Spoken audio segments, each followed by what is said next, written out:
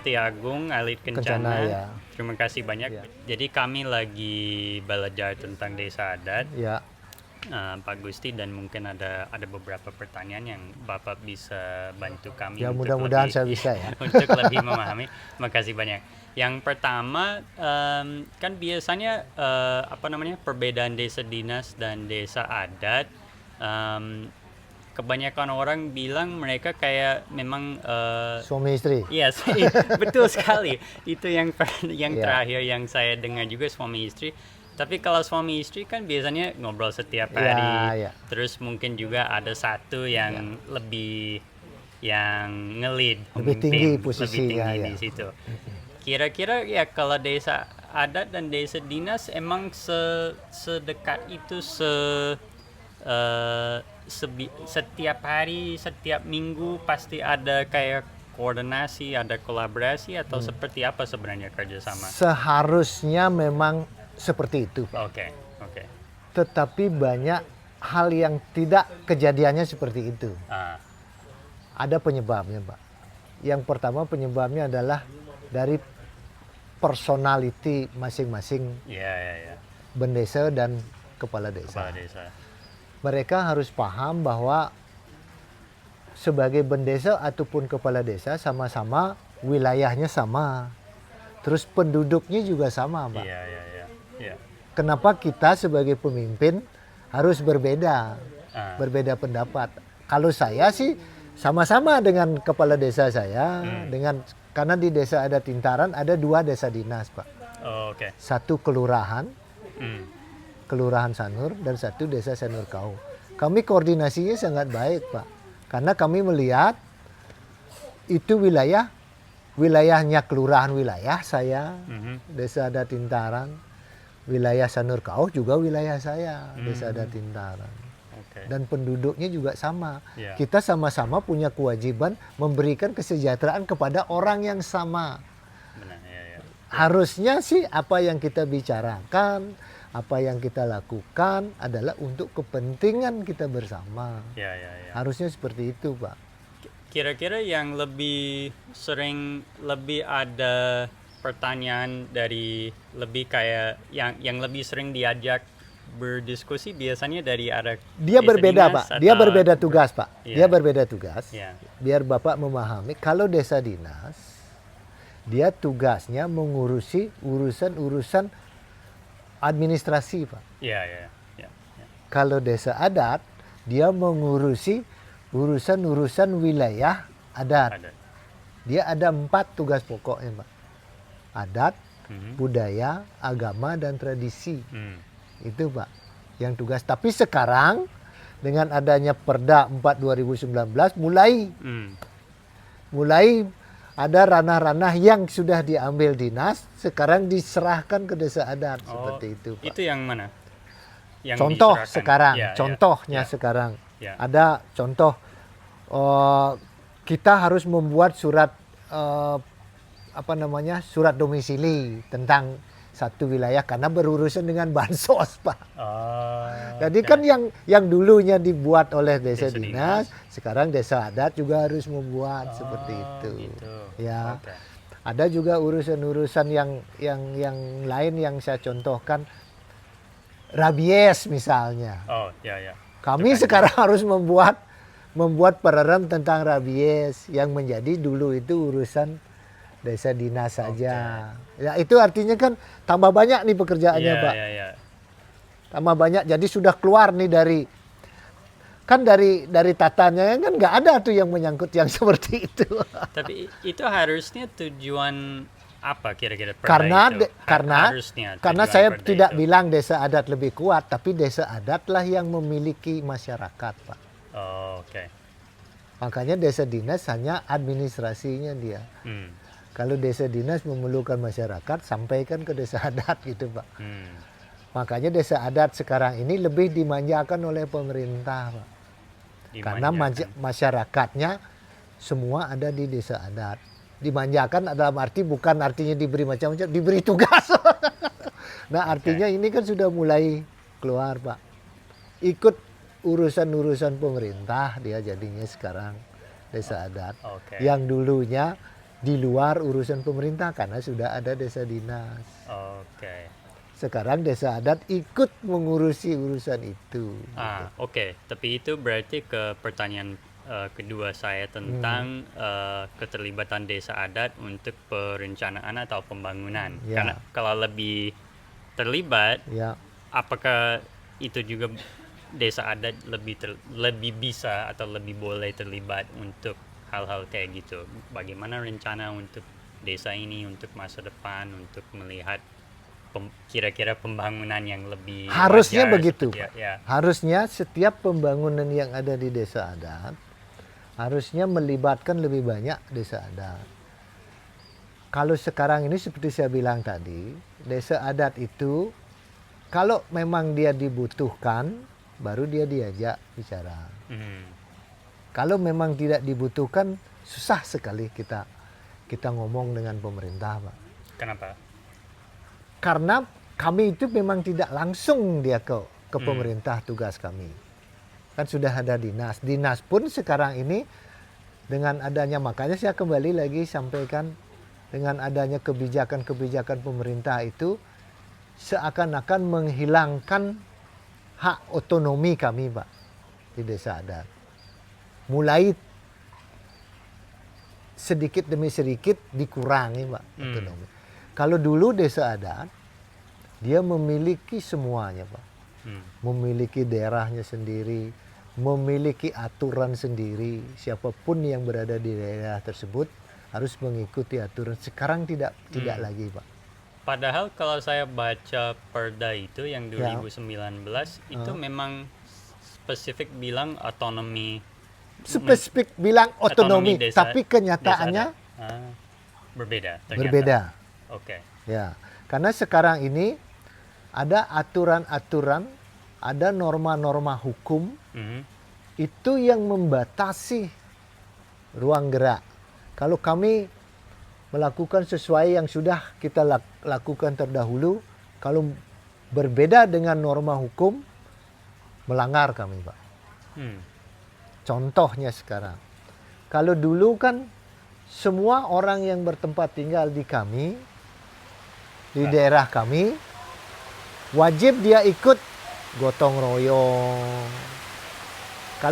Kalau ada upacara, ikut ngeluarin duit. Sekarang nggak boleh begitu, Pak. Oke. Nah, kalau sekarang kita melakukan dengan hal itu, kita kena masalah nanti, Pak.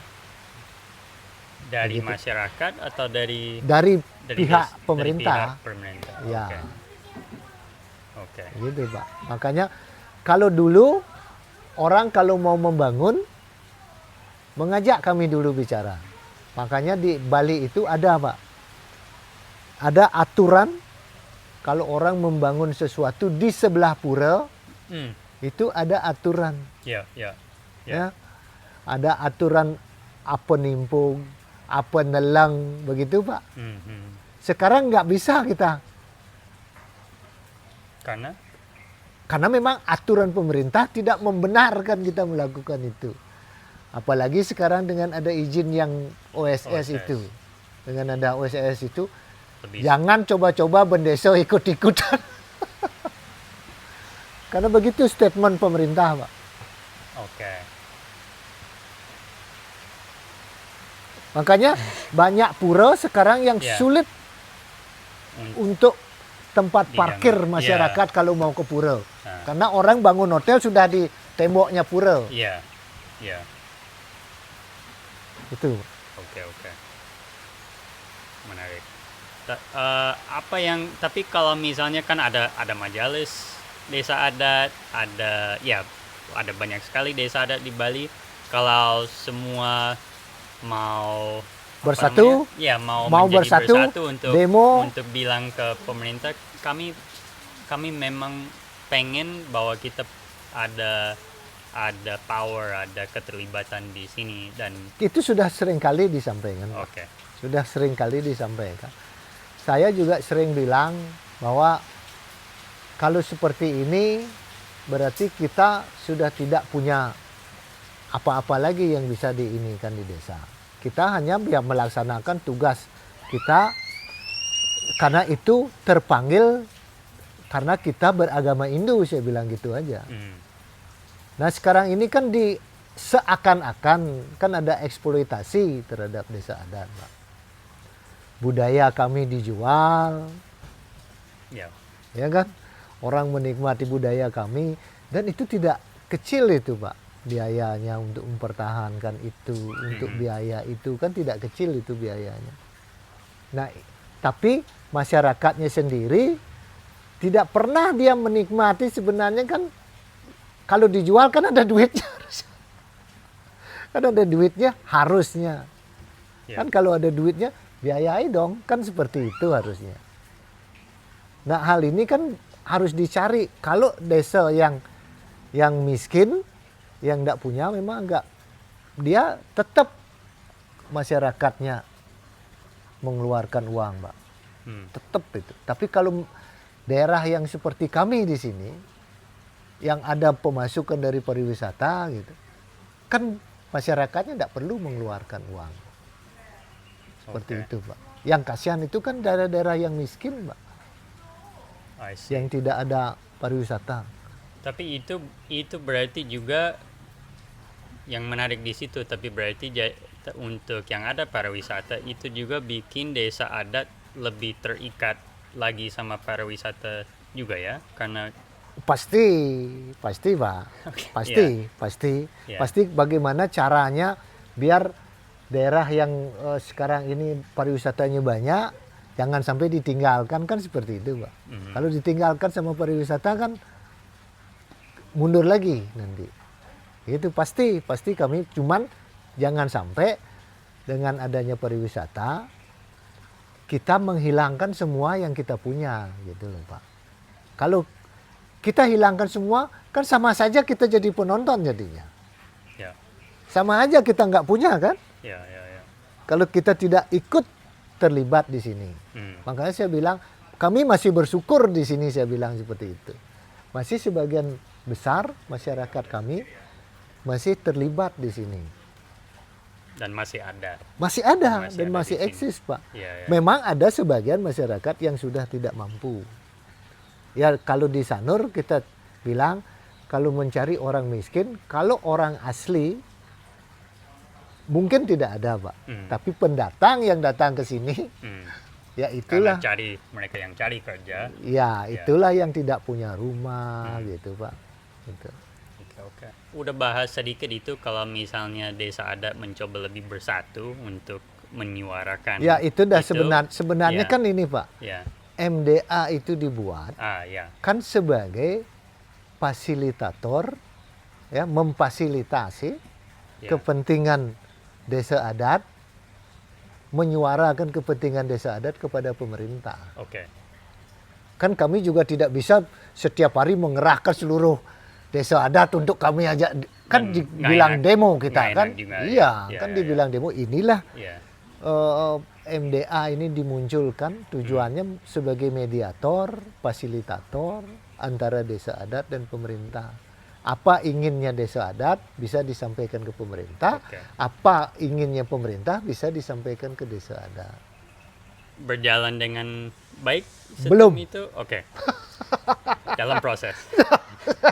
Tetapi yang cenderung dirasakan banyak pihak adanya intervensi-intervensi yang terjadi. Harus seperti ini, itu kan tidak pernah memang didapatkan oleh desa adat dari zaman-zaman dahulu. Harus begini kan nggak pernah, Pak.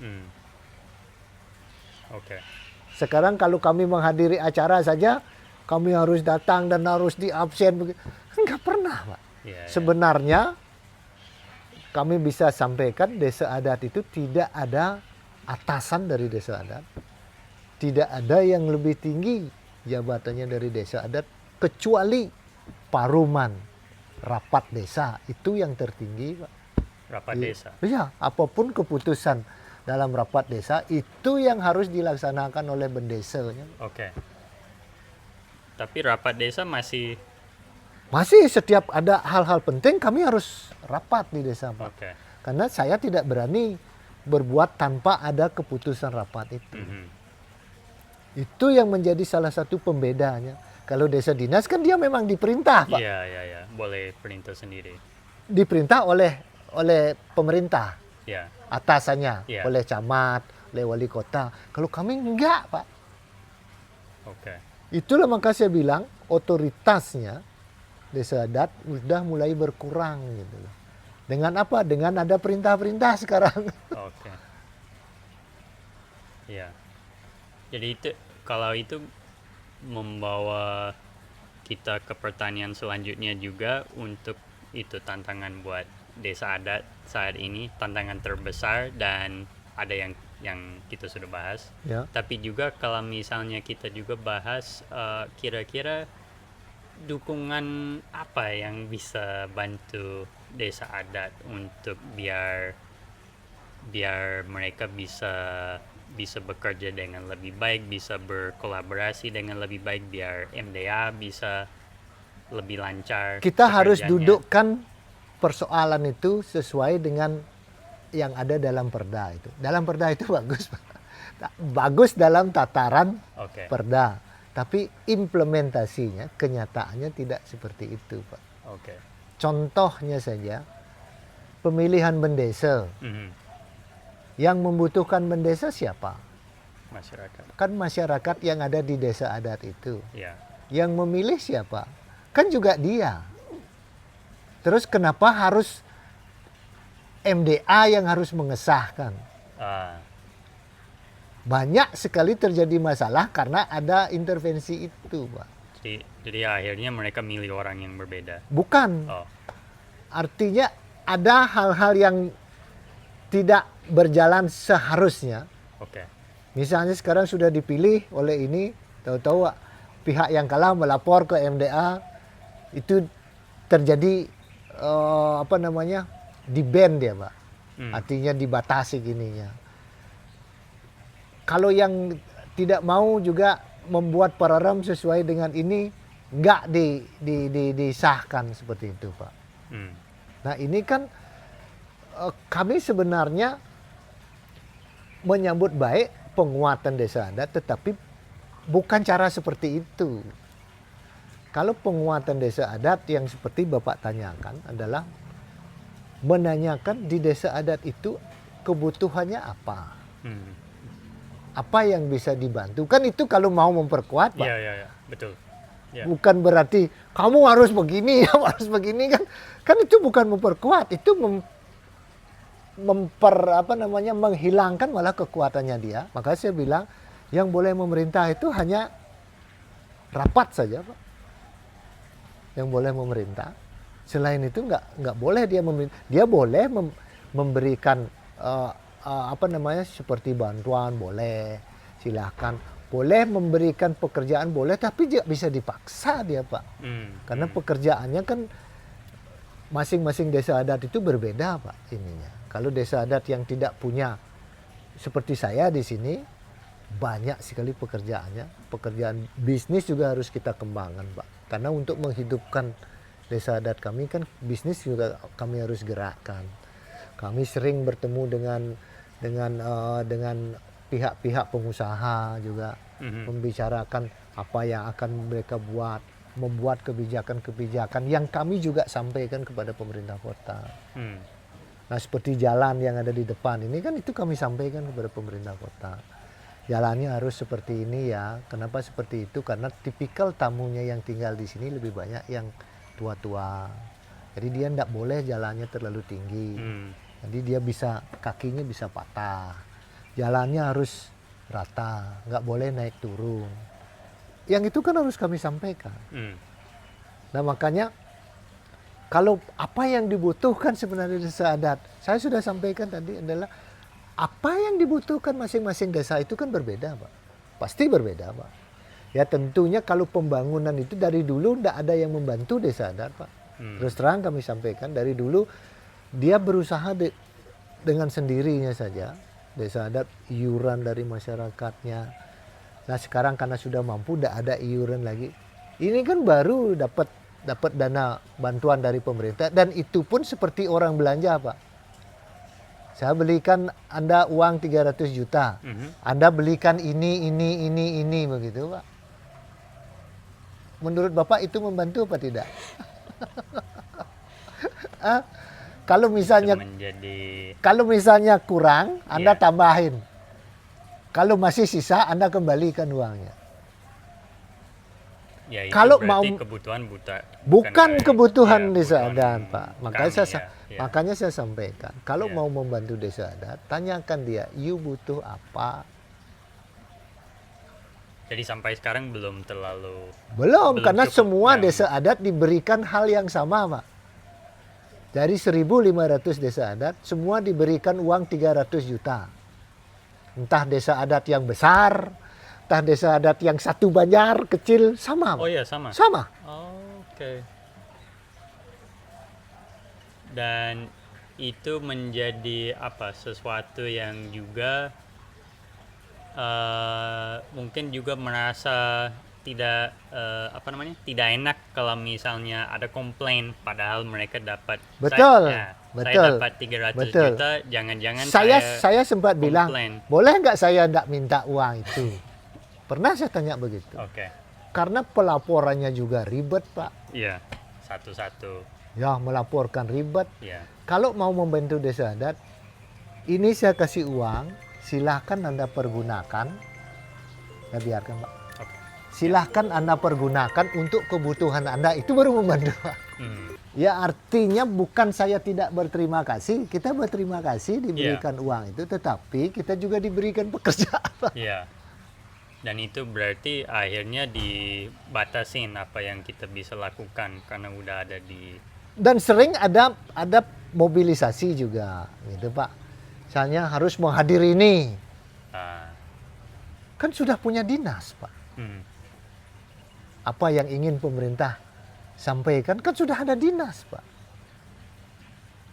Kan bisa dinas, kan nggak perlu ke desa adat lagi harusnya. Kalau menurut saya, mungkin pandangan saya sedikit berbeda, Pak.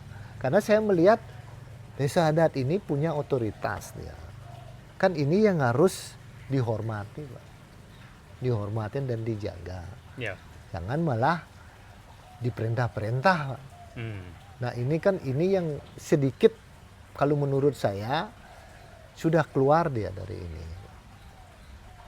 Sudah tidak lagi, makanya saya bilang otonominya sudah mulai sedikit demi sedikit sudah mulai berkurang dia. Kira-kira apakah masih kalau misalnya untuk mengubah dibalikin itu seperti awal, seperti dulu. Kemarin ada wacana, ada wacana dari DPR untuk mengevaluasi perda itu. Karena kan bukan kami yang buat, yang buat kan DPR. Iya. Dan mereka sudah banyak komplainan, Pak. Ya ini sudah mulai mereka berbenah sedikit-sedikit gitu, Pak. Udah mulai berbenah sedikit-sedikit. Karena hal-hal yang baik untuk kepentingan desa adat sih tidak masalah. Kan untuk memperkuat secara hukum misalnya, silakan saja.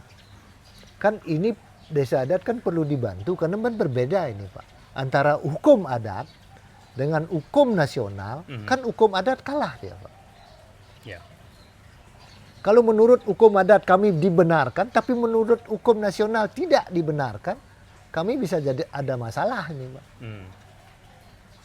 Gitu, Pak. Kalau mungkin ingin memperkuat gitu, bantu dong gimana caranya. Yang seperti itu harusnya. Jangan yang fundamental seperti pengangkatan bendesa. Jangan hal-hal yang seperti itu. Ini kan. Berikanlah bantuan sesuai dengan kebutuhannya. Jangan diberikan bantuan disuruh dia, kamu harus buat gini, kamu harus buat gini. Ada itu, Pak, program prioritas harus dibuat. Gak boleh tidak.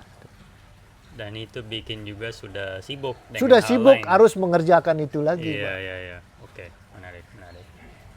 Selain itu bahwa mungkin peran desa adat dikecilin atau dikesampingkan sedikit dengan perintah-perintah seperti itu, tantangan terbesar untuk desa adat apakah seperti mungkin Bapak Gusti bilang tadi bahwa untuk itu bahwa tanah sudah dijual, orang Bali sudah mulai berpindah. Pindah ya. Kira-kira tantangan terbesar buat desa adat saat ini?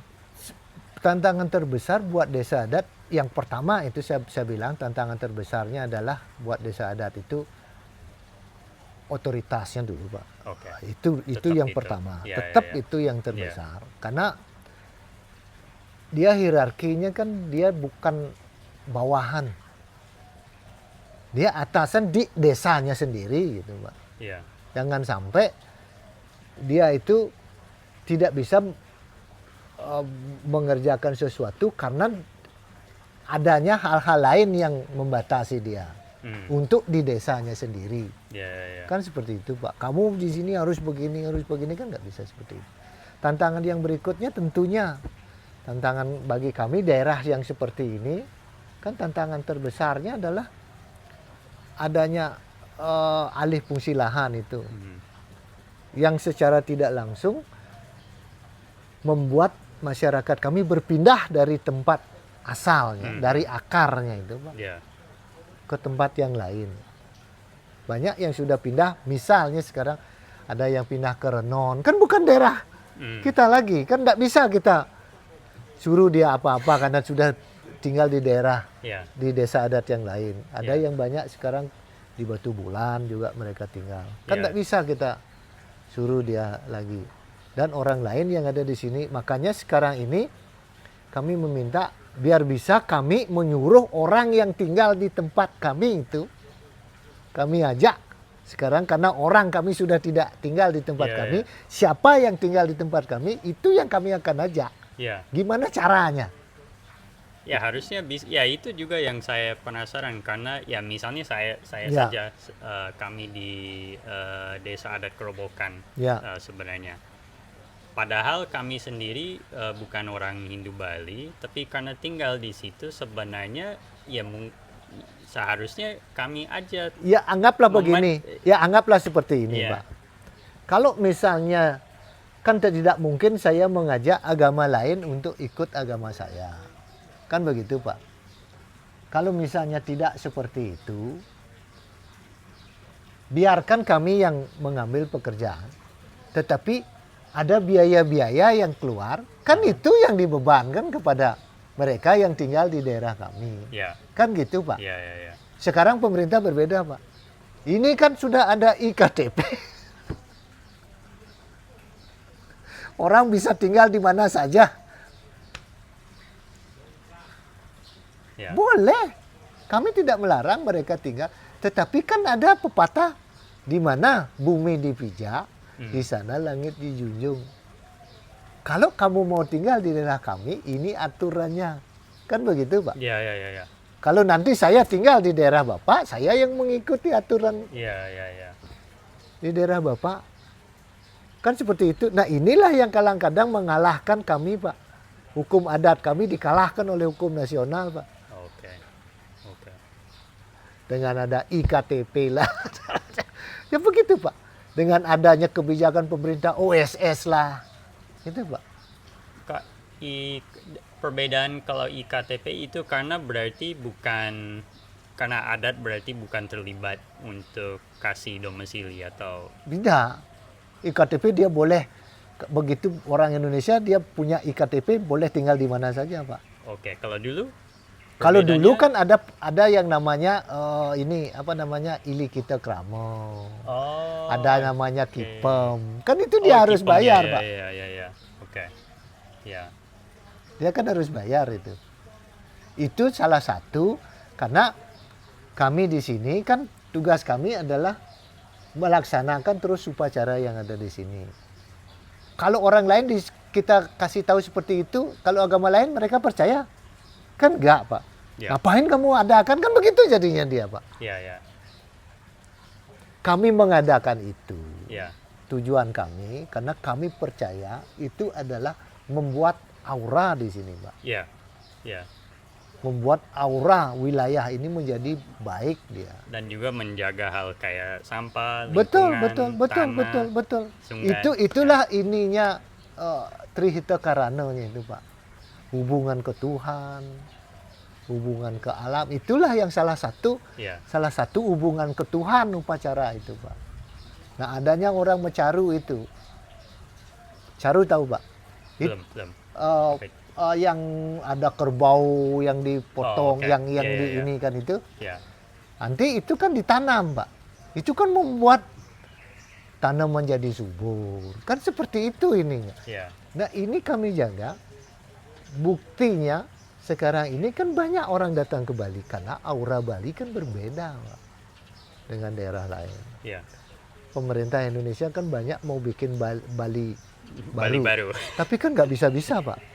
Karena mereka tidak punya adat budaya seperti yang di Bali Pak. Yeah. Seperti itu. Yeah. Ini yang harusnya betul-betul diperhatikan oleh pemerintah. Oh ternyata ini mendatangkan ini. Tetapi pemerintah kan melihatnya dari segi bisnisnya saja. Oh dapat duitnya segini. Tapi yang menyebabkan dapat duit itu apa? Itu yang tidak dilihat secara serius Pak. Ini yang sebenarnya yang memang dibutuhkan untuk biar itu bisa berkesinambungan. Karena di Bali itu kan begini Pak. Kalau ada upacara, secara otomatis ada gamelan. Gamelan kan otomatis ada. Okay. Ada tarian, ada nyanyian. Otomatis Pak, karena ada agama Hindu. Kalau agama Hindu tidak ada, siapa yang kita suruh nari? Karena agama, dalam agama Hindu itu, tarian itu dibutuhkan memang untuk upacara itu. Setiap penutupan upacara, sekarang ada upacara, besoknya selesai.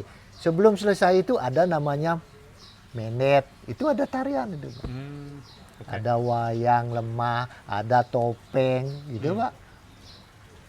Itu otomatis kita itu tidak mungkin akan tidak belajar tarian itu. Yeah. Tidak mungkin akan punah kalau agama itu tetap ada. Tapi kalau masyarakat itu sudah berkurang dan masyarakat yang tinggal di sini tidak mau melakukan itu, kira-kira lambat laun hilang nggak agama itu? Menjadi lebih kayak museum daripada yang hidup. Kalau di tempat lain kan orang belajar nari Pak. Yeah. Belajar nari untuk hanya biar bisa nari. Ini kan enggak Pak. Yeah. Otomatis dia anak-anak kecil itu harus belajar nari karena ada namanya rejang dewa itu harus dipentaskan oleh anak kecil. Dia harus bisa nari, harus bisa main gamelan gitu Pak. Ya. Itu makanya tidak akan pernah putus budaya itu di Bali. Tapi itu yang dikelilingi alif.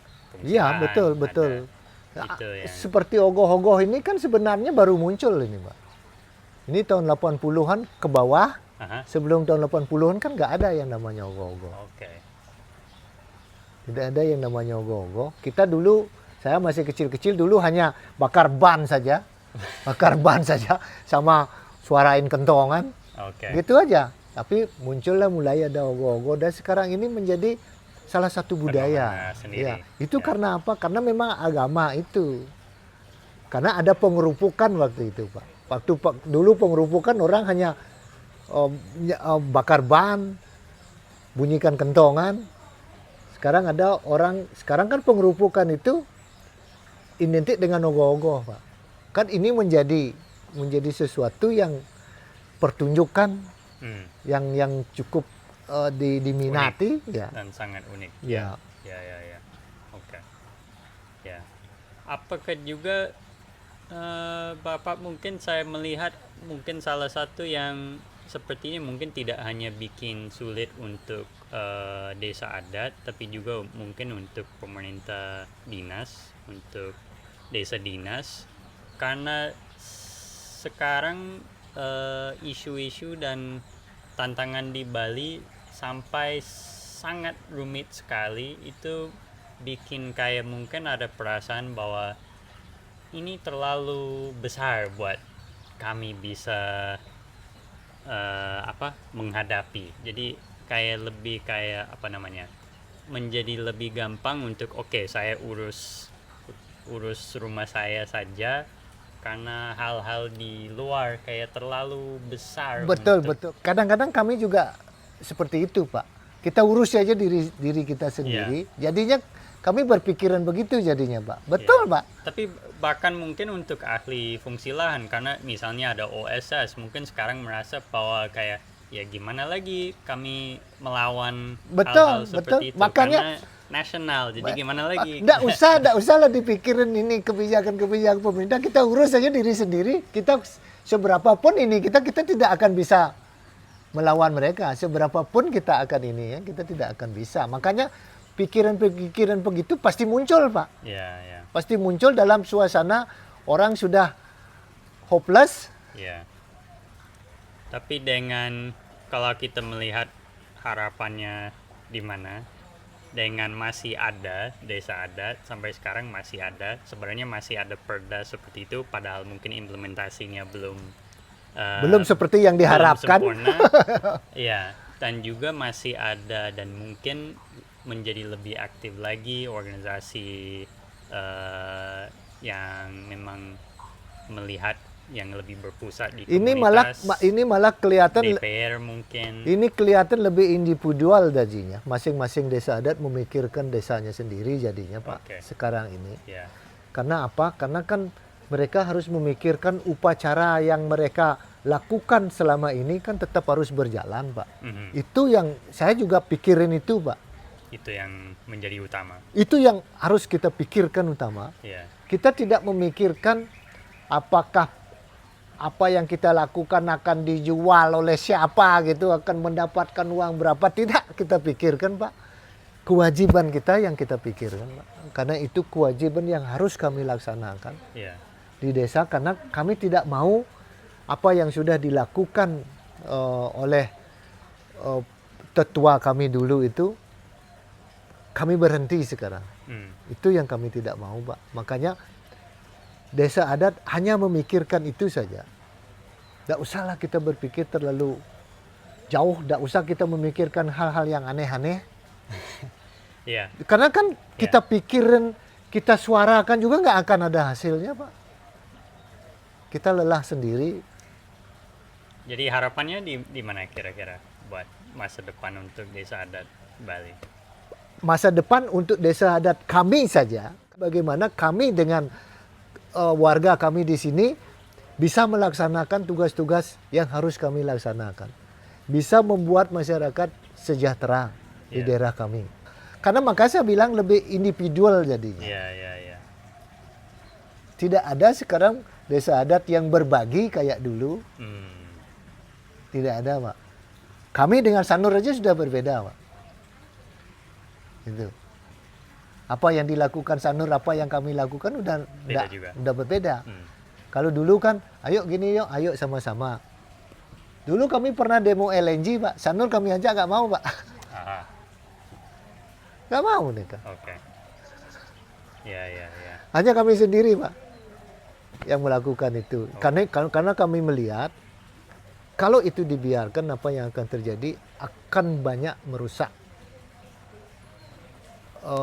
pelemahan kami, Pak. Karena Trihita Karanonya kan ini dia. Makanya itu kami lakukan. Mereka nggak mau, ya udahlah. Ya artinya seperti itu, Pak. Makanya sekarang masing-masing memikirkan masing-masing kita saja, Pak. Jadi balik lebih ke semoga ya MDA, badan seperti MDA, orang-orang di DPR, semoga kalau mereka bisa mendorong, mengangkat.